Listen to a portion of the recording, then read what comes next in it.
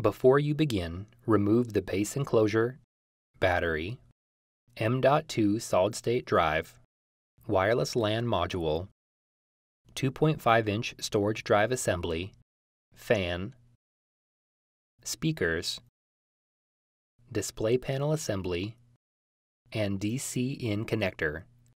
Removal.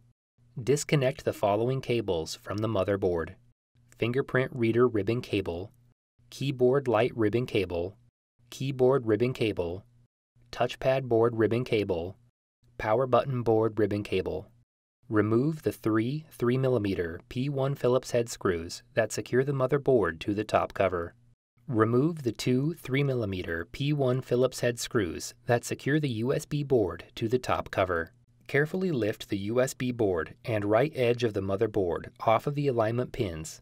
Slide the external connectors on the motherboard out of the cutouts in the top cover and remove the motherboard and USB board. Note: before installing a motherboard, remove the following from the old motherboard and install on the new motherboard: memory boards, heatsink, USB board. Reverse this procedure to install the motherboard. Important: after motherboard replacement, be sure to complete post-installation tasks as required that may include verifying functionality of the notebook, updating the BIOS, updating DMI and other settings.